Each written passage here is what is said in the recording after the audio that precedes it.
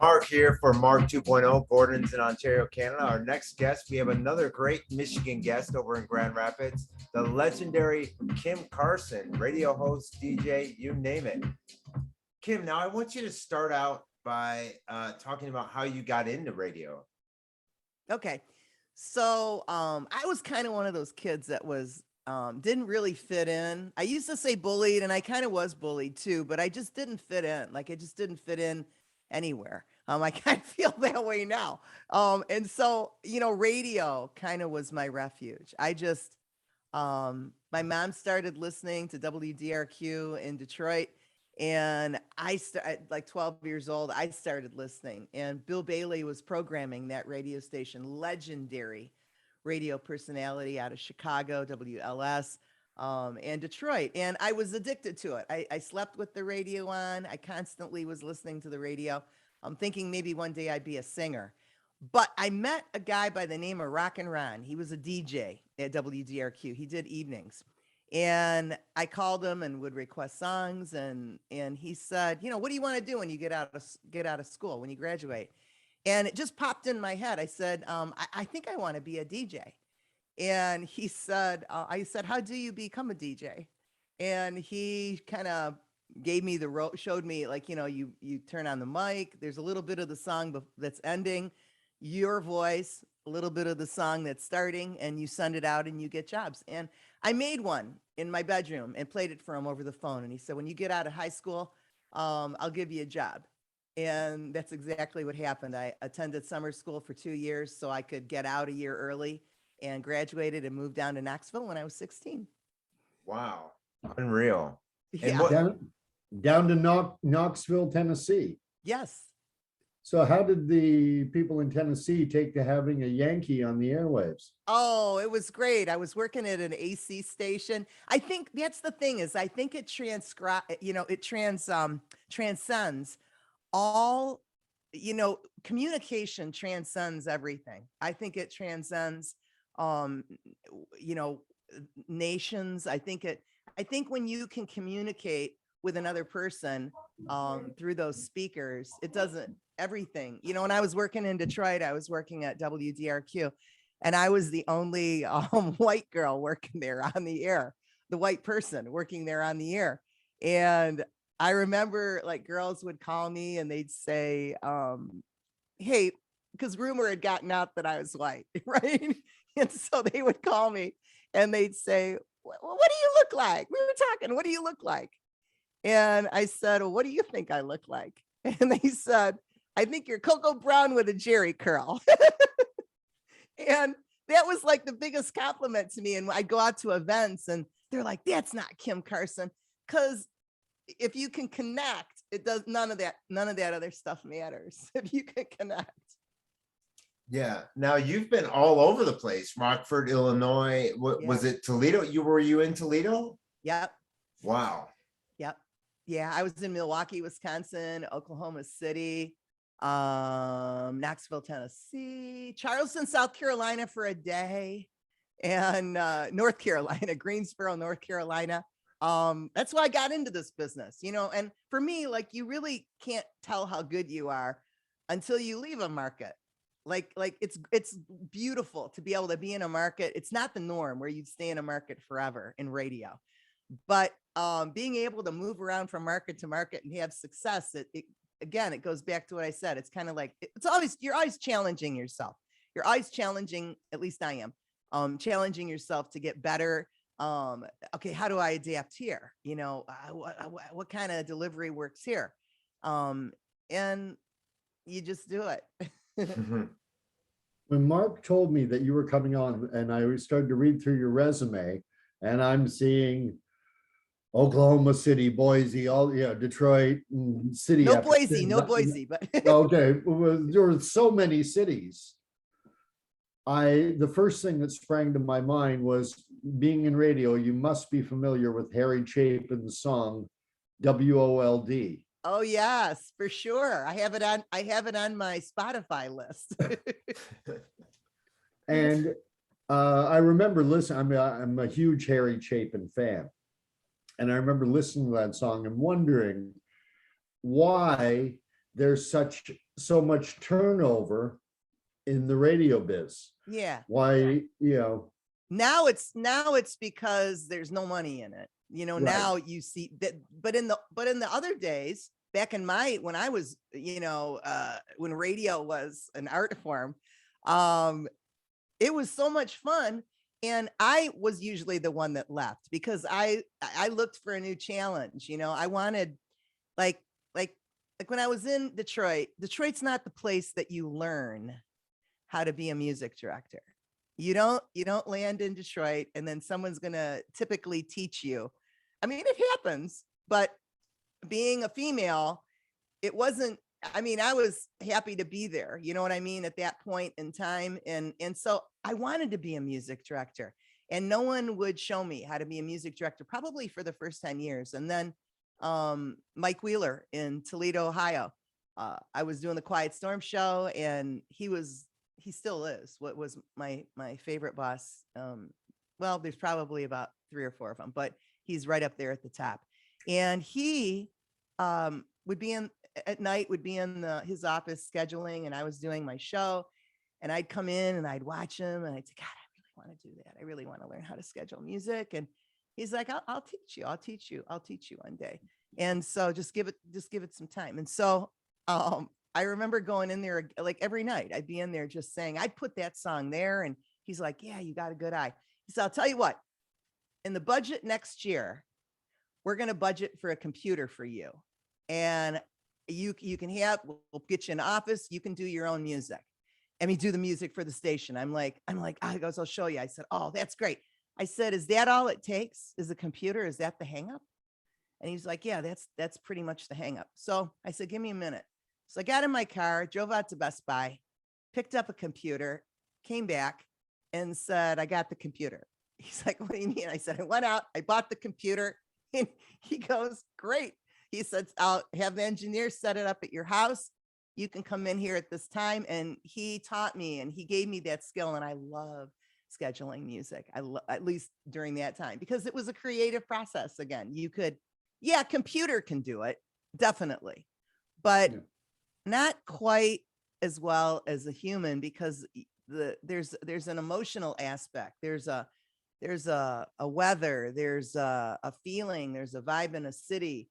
All those things are important factors when you're scheduling music, because it sets a mood and a tone for a listener that really is sort of unique to the person who's doing the scheduling. Like a computer may schedule it the same for everybody, but for me, there may be something that's a little different, or for you, or there's something that's a little different. So that element is missing. It's really a beautiful thing to be able to do that in a city.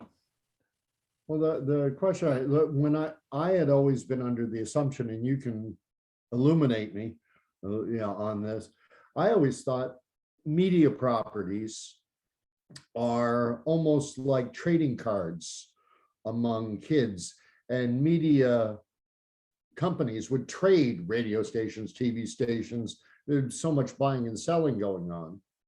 And then a new program director comes in, formats change, and the hot morning voice on CHUM Toronto all of a sudden is told, well, we're going to easy listening now, and we want a different sound. And that, I always thought it was that kind of situation that would force the movement in the industry. Well, see, like that happened to me. I've been at a lot of radio stations that have changed format, but I was still kept on because you have to be adaptable. You have to, the PD wants something done, and I'm there to make that happen. And if I don't want to, if it's something that I don't want to do, then I just look for another job and leave. Like but if I'm on board, if I'm on board and I can catch the vision and I think it's going to win, that's the most important thing. If I think it's going to win by connecting, then I can. Mike Wheeler was like that. I mean, he and Bill Bailey, just little tips that they drop on you occasionally that just make you a better personality. Right. What happens typically is a new PD comes in. There are just some PDs that come in and just clean house. Yeah, they want to In bring in their Detroit own that people. happened at Z95.5. He just cleans house. He doesn't want to take the time working with people or coaching people. He wants to bring in his own staff that already knows what he likes to do, that already knows what he needs to do to win.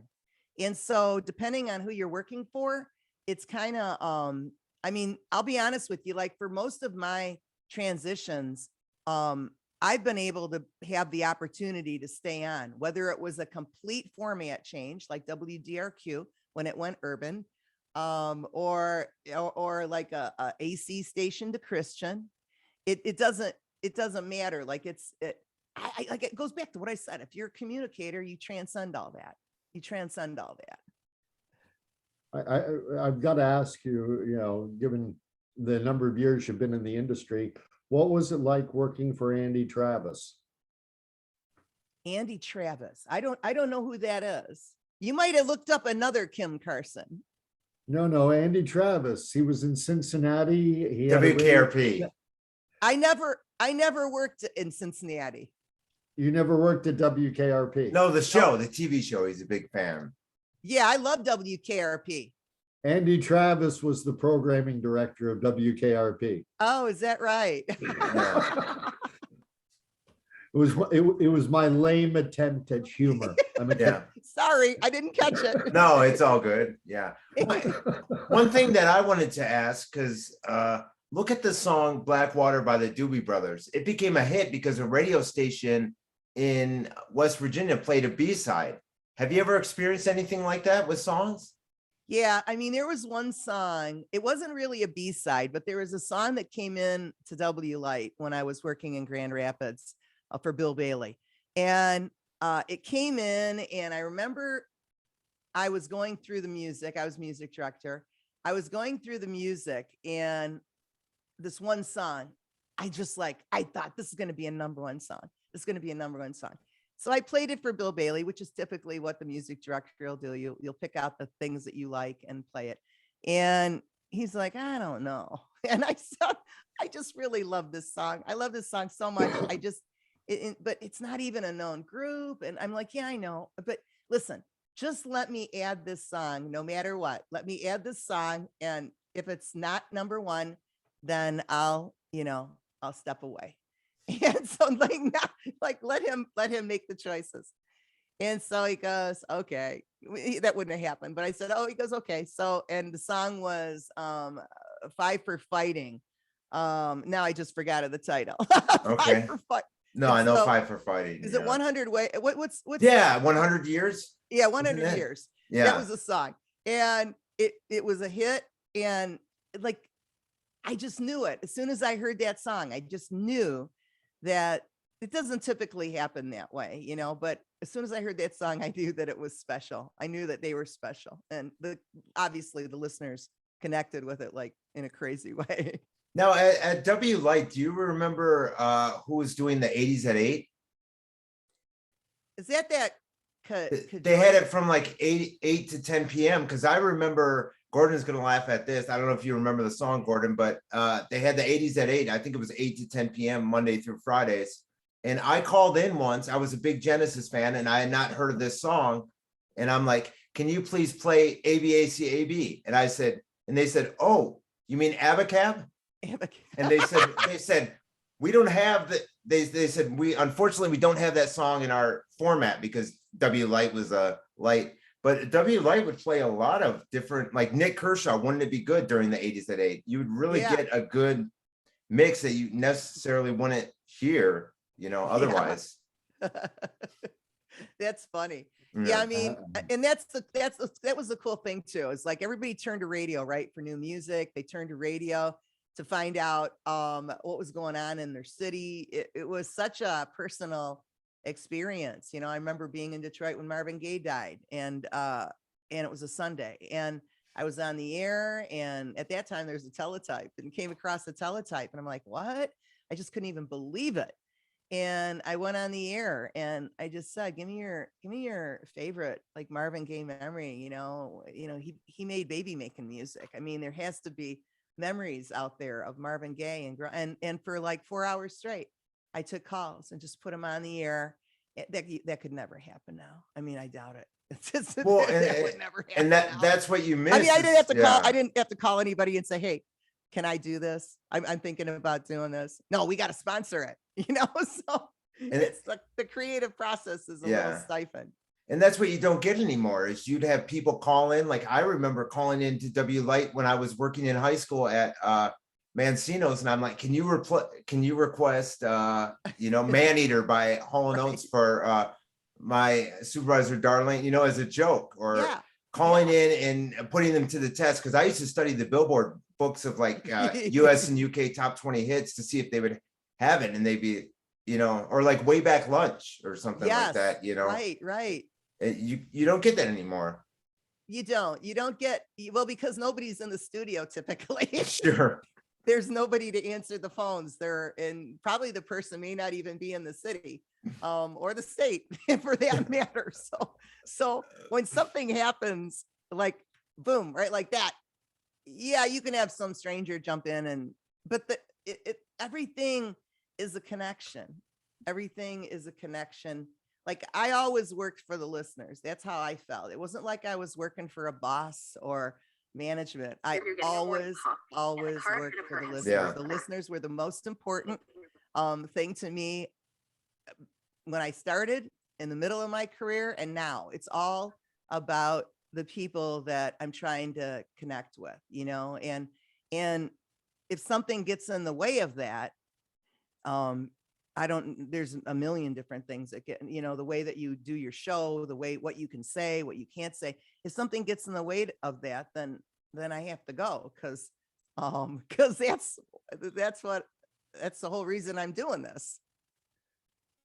Well, I think back on radio, and there are two aspects to it. There's one, the music. You have to like the music that's being played. If you don't Most like important thing. Yeah, if I don't like country western, I don't care how much I like the radio personality. Right. I'm not listening to that That's station.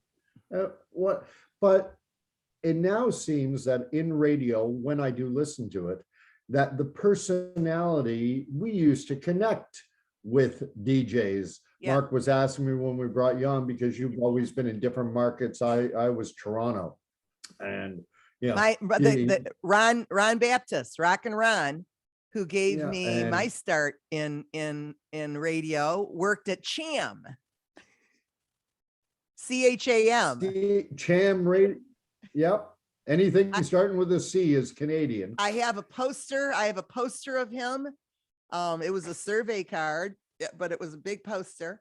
And it's the survey card is on one side, and on the other side is a naked Ron Baptist with one of those desktop phones, in front of the private area, with his other to the ear saying, "Rockin' Ron, are you naked?"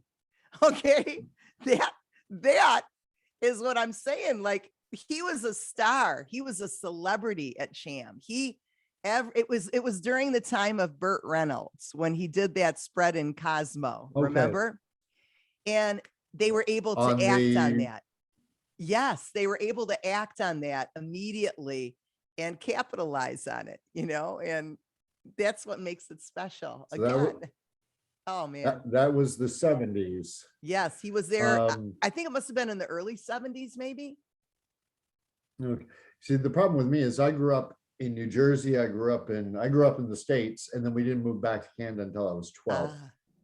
But the names that I remember from Toronto, starting in the later 70s and into the 80s, Tarzan Dan, Jesse and Jean, Tom Rivers, Dazzling Don Daynard, and the shift that happened between FM from AM to FM radio. FM used to be jazz and hard rock, late night talk shows, independent indie music. If you wanted to hear what was happening, if you wanted to hear the current hits, if you wanted to hear Billy Joel, you had to listen to an AM station, and then everything shifted to the FM dial. Yes. And I kind of miss those old AM top 40 days. Yeah, I agree. It was wild and crazy. It was, I mean, you go back and listen to some of those air checks on YouTube. I have some that I'm putting up. I found a bunch of, well, I have plastic totes of air checks from every market I've ever worked in. And to go back and listen to those, I mean, it sounds different because it sounds dated. But other than that, the information and the content is still relevant. Like it still would connect with somebody today. Well, in my market, which is Southeastern Ontario rural, Yeah. There you mentioned Christian radio. Yeah. And I love listening to Christian radio. And one of the things I like, there's a station up here called UCB Canada. It's syndicated across Canada, but it actually broadcasts. And the hosts are a couple, Mike and Wanda, are in the studio in Belleville, Ontario. Oh, wow. And they ask a morning question and invite you to call in. You get to talk on the air. And it's like going back to the 1980s, 1970s. Have you said you'd worked in Christian radio? You can still get that. You can still get that in smaller markets. That's the beauty of it. Yeah, you can still get that connection. And what would you prefer? Would you prefer being in a smaller market? Oh, I never cared about market size. Market size No. never. If I can live and survive and thrive, that's what it's all about for me. It's never been, when I moved to Detroit, when I was in Rockford. I was working in Rockford, Illinois. And I had, let me tell you, because it's crazy. When I was working in Knoxville, my first job, I was on the air for 6 months, flew up to see my parents in Detroit, lost my air check on the airplane. A stewardess found it, knew what it was, gave it to a radio station in Rockford, and they hired me.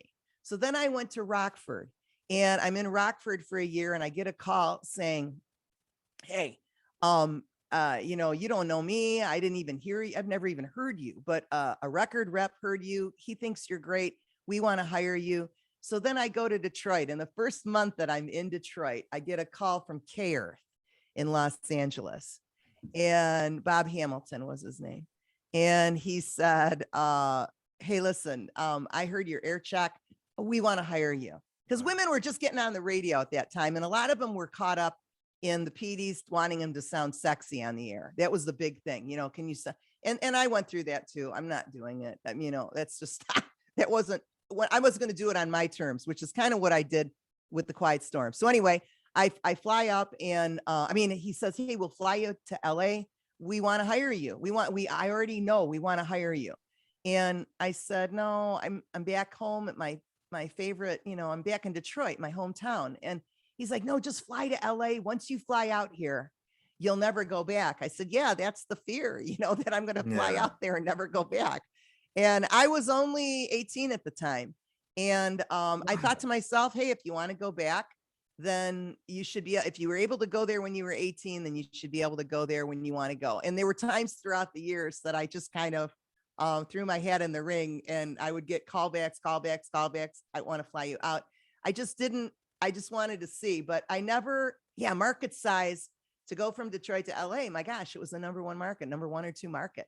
But no, it never mattered. It never mattered to me. What matters to me is what I want to do. I don't want to be like just a cog in somebody's wheel. You know what I mean? You have to do what they want you to do to be able to be part of the vision. But I don't want to just be caught like reading liner cards and doing things that are predictable, like so heavily structured and formatted that there is no time to connect with the listener. There is no time to be impactful or get off format, So no, market size. I could be happy in Paducah. Yeah. And K-Earth is a major station. I forget who it was, because when I was in LA, it was either Shotgun Tom Kelly or Charlie Tuna. He obviously wasn't controlling the music. Right. And they played like Me and Mrs. Jones, and then they played or they played some I past know. song, and then me and Yeah. Mrs. Jones, and he goes, if I ever, he was, really agitated. He goes, if I ever have you guys do that again, he was just so mad that they went from this song to me and Mrs. Jones, like a Yeah. complete shift. But Well, no, it was an iconic station. we had somebody come into the station that I was working at that did when I did a love song show. It was The Quiet Storm was on the air. I've done it in a number of markets. But it was on the air for like 3 or 4 years at this one place, and it never left number one. It was the number one position from 7 to midnight. It was my favorite show that I ever did, working for a great PD. But people come and go throughout, and so I remember it was an urban based show. And so I was playing a lot of Luther Vandross, Anita Baker, Sade, and somebody new came in and put on, like I'm playing it, and put on a Kenny Rogers song. Okay. Yeah, even you laugh. Okay. Yeah. Put on a Kenny Rogers song. And I'm like, I skipped it. I skipped the song. And so I remember the PD saying, you never play that Kenny Rogers song. I'm like, right, because it doesn't fit. Luther Vandross, Anita Baker, Rick James, and Kenny Rogers. Are you kidding me? Like, it seemed like it was so transparent and obvious. And so he really wanted it on. He really wanted that song on for whatever reason. He wanted it on. There could be a number of reasons, but I played it and then looked for another job, and within a month I quit. I resigned because that show was number one. It was my baby. I loved it. I loved the listeners. I knew the listeners weren't going to be accepting of a Kenny Rogers song, sandwiched in between Rick James and Sade. It doesn't even make sense. And so I had to leave, and that was the hardest decision I ever made, was leaving. But I wanted to go out when we were up. I wanted to go out when I was number one. And then what happened was they continued that format. They hired a girl that was trying to sound like me. And then I had, because a lot of management thinks that talent, there are Lego parts that are interchangeable, that it's okay, go away, we'll bring somebody new in. Everybody is replaceable, right? Everybody's replaceable. But there are some people that are harder, more difficult to replace. It'd be like saying you're replacing your sister. I mean, because there's a very intimate relationship that forms when you don't have the visual of somebody in front of you, that it's just you in your home with a voice, or it's you in your car with a voice. There's something so magical and so beautiful and so meaningful in that kind of relationship that I know, because I felt it growing up as a kid. When a DJ would go away, I'd be crying and crying and crying, because they're gone. They didn't even get to say goodbye. Just one day they're there, and the next day they're gone, and some new guy's on the air yelling. I mean, it's just it's sounds crazy, but I've experienced it, so I know it to be true. What really, now radio has evolved so much. Mm-hmm. I mean, everything now is programmed. Yeah. Everything's syndicated. That's why I wonder if it's really evolved, or did it devolve? We brought up WKRP, and it's interesting that they kind of showed this, what was happening. They gave a window into what the industry was going to be doing in the coming years. Yeah. Because during the show, the AM signal is not good enough for music, and everything is transitioning, and we're going to be all news and talk format, which is what AM radio has become, that and late night conspiracy theories. Have you ever done one of those shows? Have you ever done the late night talk show? No, I've done overnights, but I've never done, well, yeah, I shouldn't say that. I did that in Detroit. Rick Torcaso, who was the guy who invented the Young Country format, put on the first FM talk station, and it was in Detroit. Its call letters were Wow FM. I still have a sweatshirt from there. I mean, it was a cool station to work at. I had no business doing talk. I really didn't. It's just up there. I didn't. It was a challenge. Again, that was why I stayed on. And to do a 4 or 5 hour talk station with nobody calling in, and you doing all the talking, I'm not that entertaining to do a 4 or 5 hour talk show talking about anything, but having no feedback. Again, I feed on the feedback. I feed on the people. Okay. And what are you doing now? Because with radio, you're freelancing now. Yeah. My Uh, mom had a traumatic brain injury about a year and a half ago. I'm And sorry. I came up here and there were some falls that were happening and things that were happening that it would be scary to, she's independent and it would be scary to leave her by herself. Something might happen, nothing might happen. But since I've been here, there've been a number of falls.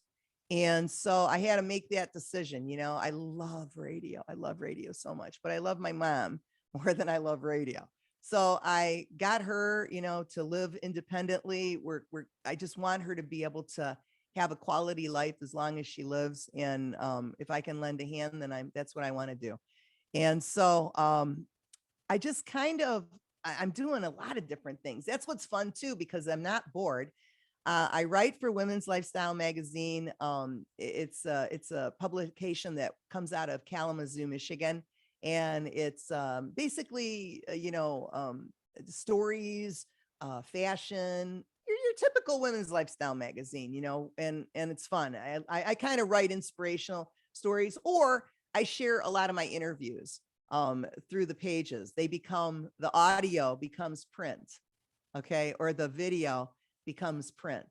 And so I do that. I've got some voice work that I do, voice tracks, like I'm telling you, not in the same market. I like creating content and being able to monetize that. And in a small way, I'm doing that right now through a friend who's got a distribution company. So you can put the interviews on your newsletters or in your newsletters or, on your website or whatever. People are hungry for content. And so that's what I'm doing right now is I'm producing content. Are you still Very doing the good. podcast also? Yes, my Conversations podcast. with Kim? Yes. I interview lots of authors on that. So I work with some bookstores. That's great. Fantastic. Yeah. The nice thing about working as you are now, freelancing, is you're not beholden. You don't have, there's no PD, there's no music director that you have to countenance playing. With the voice tracking stations, there is a PD and they'll send you liner cards and what's happening, what they may want you to talk about in one of those hours or even 5 of those hours. But then you have like 5 or 6 open breaks. So that's up to you. I like talking about if you're working a classic rock station, they love stuff about the music. So I like to talk about the music. Top 40 stations, what's going on. I mean, you have to figure out who you're talking to and what they want to hear about and then give it to them. It's relatively simple, but you got to make it serve it up in a way that's palatable. I wanted to ask something. Was there ever a song, because when I was growing up, this was way back when WGRD was a different format, because it's obviously changed throughout the years. We were in the car and there was a song that came on, Living in a Box. I don't know if you remember that, by Living in a Box. Yeah. And my dad's like, and it was their only top 20 hit in the US. They have a string of them in the UK. And my dad's like, what is this? Because it's the lyrics were like, I'm living in a box. I'm living in a cardboard box. My dad's like, what in the heck is this? And I thought it was genius. But have you ever had a song where that you really didn't think would be a hit, or what is this? There's a lot of songs that I never thought were gonna be a hit. I mean, and there's a lot of songs that I think that should have been a hit that weren't a hit. You never know who something's gonna click with. Baby Shark. I mean, who thought? Yeah. Right? Who would think Baby Shark? Macarena. Okay. Sure. Yeah. It's a great dance song. And a lot of those songs that you don't think are going to be a hit, they're a hit for a flash. And then they're gone. Feelings by Morris Albert. Yeah. Old 70s song. Well, let's get on a little bit to the dark side of radio. And, you know, there are certain songs when they came out, I can remember where I was. Yeah. Because I was behind the wheel of my car and I was driving on the highway 400 when Lou Bega's Mambo number 5 came out. Right. And I love horns. Yeah. I love brass. And so I heard that. And I only caught it halfway through, and I'm hearing on an AM top 40 station, I'm hearing brass, I'm hearing horns. I'm like, this is unreal. Yeah. Another one would be Some Nights by Fun. When I was, you know, Chicago always had a lot of horns. Yes. Yeah. But if you play a song often enough, a lot of music, I think people would say, is formulaic. We built this city. Yeah, definitely. And programmed, we're talking about payola, obviously. And a lot of programming directors would put that song into the rotation, into the loop. And you know, it's got a catchy little beat, meaningless lyrics. Yeah. And it sells. It may sell, but it may not get you any ratings. That's the important thing, is they lose sight of it. It does sell, but it's not necessarily something that your listener wants to hear every hour on your radio station. Right. You know, well, it is because formulas are predictable, right? They're really predictable. And people listening in the car want some predictability, but they don't want to know that this song is on again.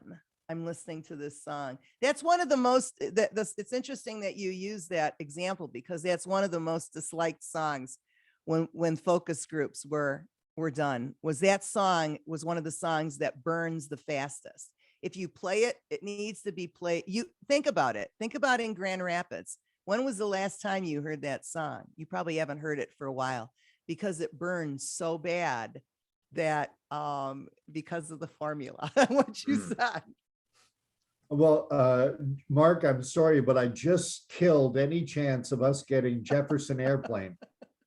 Yeah. No, we Starship. built the city Starship, right? Yeah. Whatever. Same Jefferson. thing, whatever they're We went called. through Yeah. so many incarnations.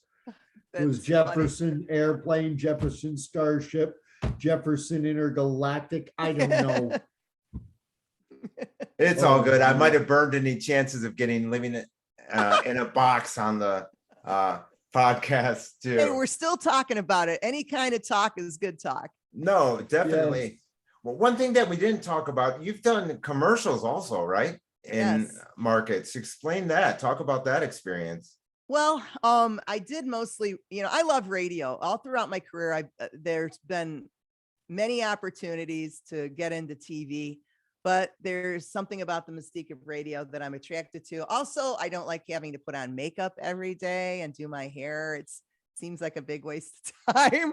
So to do something like that, it's just built in. And I did do it. And I got up every morning and put myself together, but that's not my favorite way to spend time. And so I've kind of always shied away from it. I did a lot of commercials for radio. For Pepsi, it was a national commercial that I did, and Mojo, the electrifying Mojo in Detroit, we voiced it. It went all across the country. That was when we were both working in Detroit. And then I've done TV commercials here because I lost 20 pounds. And so I kind of showed how you do it. How do you get healthy? How do you eat healthy? And that's about it. Yeah. Did you do any promos for like when W Light or whatever station you're at we're on location? Did you ever go to any of those? We did a lot of live broadcasts. A lot of live broadcasts, and listeners would come out and visit. It was, again, the highlight, because I like to see that voice behind the other end of the phone when they call in and talk. And so to be able to meet them face to face and thank them for listening and maybe give them a prize or something. It was always fun to be able to connect with all the listeners like that. Wow. Dialing things back a bit, earlier on, you mentioned how there weren't many women in radio, and those that were, there was kind of a, to push the, hi, you're listening to Right. Louise. I remember those days. Yeah, me too. And I'm listening to your voice, and you have a very authentic voice, and I think that's really important. I think it's probably a bit one of the biggest parts of your success is there's an authenticity there. But you mentioned that you did play on that early on in your career, that you know, do you find there are a lot of radio DJs who, hi, you're talking to Rick Smith, and then they pick up the phone, yeah, it's Rick. Oh, just a sec, I gotta go back on air. Yeah, it's Rick here again. We're listening too. I like that. I always like that. I always like to hear Rockin' Ron on WDRQ saying, Rockin' Ron, rockin' on in the Motor City, baby. And then get up back on the phone and like, hey, what's going on? I always like that. Yeah, no, I only modeled myself. Like I didn't even realize when I first got into radio, for the first 10 years, I was the first woman holding down her own shift on the radio for the first 10 years of my career and moving around. I was always the first. There may have been a woman who was a co-host or something on a morning show, but never her own shift. And so I would do that. I did that for 10 years. I didn't realize that that was a big deal. I know other people thought it was a big deal, but I didn't even realize that no women were on the radio. Like when I used to listen to the radio, I just liked all these different guys, Tom Morgan, Bill Bailey, Rockin' Ron, Joey Ryan, Scott Regan. I loved all those different DJs, Doug Banks. I loved all those different DJs. And so when I got on the air, I emulated them. They were all I was listening to. So that's why I became kind of a hot ticket in that era, was because most of the women were doing what their program directors told them to do. I did have a program director that wanted me to do that. I had a program director who I worked for, who hired me knowing the way that I sounded, and then wanted to give me Valium to calm down. I said, no, I can calm down. I can calm down on my own, but wanted to, and I knew that wasn't going to work out. That whole thing wasn't going to work out because that wasn't where I was going. A lot of program directors, I think, forget that it's just not about, it is, I guess, about you, but it's not really, because you have to get people that are going to win for you. And you have to treat everybody fairly, but you can't treat everybody the same, if that makes sense. Everybody's different. Like you may want somebody more laid back in middays when people are listening at work. And then you may want, somebody who's more revved up on the drive home from work, and then depending on what format the station is in the evening, you may want to do something different. I wanted the opportunity to program. That was my big thing. I programmed a couple times throughout my career, but my big thing was I also wanted to finally do a morning show. I was being pushed into doing a morning show throughout my career. I had no desire to wake up at that ungodly hour. It takes a toll on your body and mentally, physically, spiritually. It's just not normal to be waking up at 2:30 or 3:30 in the morning. It's just not normal. And I mean, it was great getting out early, because then it was like you didn't even work. You had the whole day. But I wanted to try my hand at it. I wanted to do it. And I'm glad I did it. I don't think it's something I'd really want to do again. Would I do it? Probably. If the situation was right. Would I do it? Probably. But I'm not closed to anything. That's the beautiful thing about this business, is that it was always an adventure. It was always, where do I want to go next? I think I want to live in the South and see what that's like. Okay. I think I want to live in Oklahoma City. I've never been to the Southwest before. I met some of the most wonderful people in this business, jocks and management and secretarial. I just had a blast. I had a blast in my life. This was, I was blessed. God definitely blessed me, but being the first woman, I didn't know any different. I could only be me. I can only be me on the radio. I can't be, I can alter it for the format and information, but I can't be I can only be who I am. I guess I'm not maybe an entertainer. Maybe I'm not an entertainer because I think entertainers are more like chameleons, don't you? Probably. Yeah. But you're a bit of a chameleon because your name is actually, in point of fact, not Kim Carson. And why? I've got an idea as to why you went with the name Kim Carson. Why do you think? Why do you think?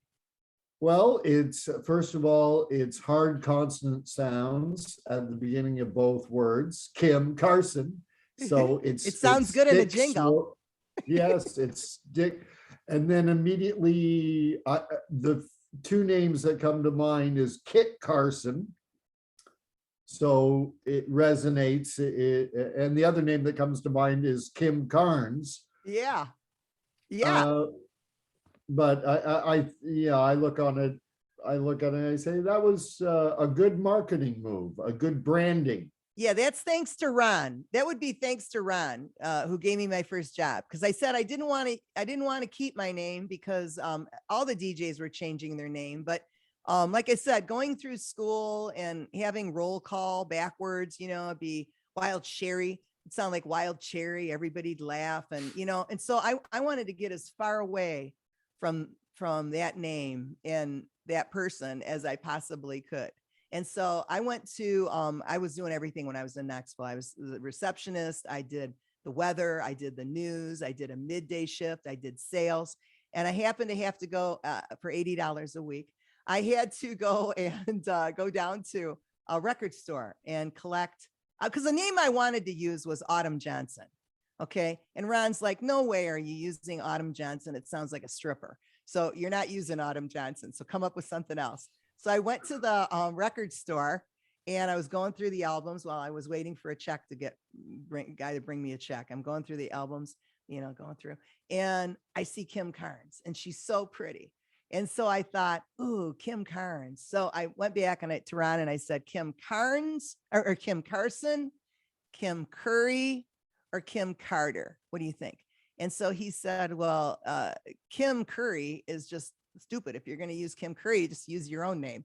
And then Kim Carter, it's like, Carter's in office. I don't know if that's such a great idea because there could be a scandal. So he goes, but everybody loved Johnny and everybody knew Johnny Carson back in the day. And so I went with Kim Carson and it's worked out. Did you ever have someone from your previous, your Sherry Wild days? Did you ever have someone come up and say, I get in touch with you to say, I heard, was that you? Are you Kim Carson? Oh yeah. It's happened a lot where throughout the years, people either recognize my voice, like in a grocery store or at a drive-through, or that I went to school with, who would call me on the phone in Detroit. I was like 18 and they're like, is this really, did I go to school with you? And I'm like, yeah, this is me. And they couldn't believe it. They were having a party and there they were listening to me on the radio. It was wild. That one thing I wanted to talk about before we get you off is your book of poems. You're an accomplished author. Yes. Yeah, I wrote a book called Essence of Life, a compilation of inspiration and word and poem. And it was based on doing that love song show. And I when I was in Milwaukee, Wisconsin, I woke up one morning and I'm a spiritual person. I'm a Christian and I kind of I rely on that a lot. I pray about a lot of different things. And I woke up when I was in Milwaukee one morning and I knew I had to share my poetry on the air. I'd never done it before. I was doing a love song show. I just knew it. I was certain. I opened my eyes, boom, you got to do it. And so I drove into the radio station and talked to my PD about it. And he said, no, I don't think that's a good idea. I said, I'm not really asking you if I can share it. I'm kind of just telling you this is what I need to do. And he said, I understand, but I can't do it. I don't want you doing that. I'm like, okay. And so within 2 weeks, I got a call from a PD who said, we're putting on a new AC station and we'd love to have you come out and program it and do music. and do a shift. And I said, can I do 7 to midnight? And he's like, yeah, he said, well, that's kind of what we were hoping. You'd come back and do your love song show. And I'm like, yeah, I'd love to do 7 to midnight. And I said, can I read poetry on the air? And he said, well, you're the PD, so you can do whatever you want. I said, I'll take it. So I drove back and resigned, and then started reading poetry on the air for the last 2 weeks. And what city was that in? Milwaukee. Oh, wow. And my PD Milwaukee, Wisconsin. Yes. And so my PD was cool about it. I mean, he really was. And he thought it sounded good too. Finally, it's hard to catch people's vision sometimes, it's whether it's because people bombarded the switchboard like the next morning wanting copies of that poem. And so he saw the value. And I didn't realize how big it was going to be, because then everybody started calling and asking me to write poems for them, which I would do. And so when I went to Toledo, I kept reading it, and people is this in a book? I want to buy this book. And so I kept saying I was doing a book, but I wasn't really doing a book, because I didn't want to do a book. I just wanted to read the poetry on the air, but I had to do the book. So I did the book, and it sold regionally like 70,000 copies. If you go on Amazon, it's like all over the world. It's been in the Netherlands. People must have sent it as gifts and stuff. And then a book was written about me called Hotline from Heaven, the Kim Carson story. And Rick Benescruto wrote that. And that's about it. Yeah, it was fun. It was writing a book. I see all these local authors writing these books. It's hard work, man. It took everything that I had. I was at that radio station every night, just writing and editing. And it was wild. 70,000 copies sold. That's an accomplishment. That is an accomplishment for someone who's not, for John Grisham, for Dan Brown, they would go, right. Yeah. But I've talked to different, I kind of thought the same exact way. I felt the same way, because it kind of spread. It spread to different markets that I worked in. People started hearing it. So all the different markets that I've worked in across the United States, I've sent multiple copies of those books. And then people order multiple copies to send to friends, and then they end up in Europe. And it's kind of cool. I don't have any kids, so that's going to be my baby. That's what's left of me. Well, we'll make sure to post it in our description where the link, so you can buy the book. We really appreciate you coming on, Kim. This was a pleasure, Oh, it was so much fun. It's so much fun talking to you, Mark. Also you. It's very, very, very nice to be able to share. And even though you've been, in all these markets, you've been in West Michigan for the longest time. 20 years. Going on 20 years. I can hear that Midwest accent loud and strong. Yeah. I love this area. I love Kalamazoo. I mean, Kalamazoo is one of the best kept little secrets. I mean, I get to introduce people to artists and musicians and theater people, movers and shakers that are just brilliant people through Kalamazoo Lively Arts, which is a show that I do on WGBU. It's just a blessing. It's a blessing. I feel so blessed. That's all I can say is I thank God every day for giving me the ability to still do this and have fun in it. Well, given that we have a real professional here, could you hit everyone with a, hey, like and subscribe to the Mark 2.0, and be sure to check out our previous episodes or something to that effect. Like and subscribe to the Mark 2.0 podcast. And what? Thanks. No, that's great. Yeah. And if you get the chance, listeners, write a review on Apple Podcasts. It helps us out, For sure. on iTunes. Thanks so much, Kim. We really appreciate it.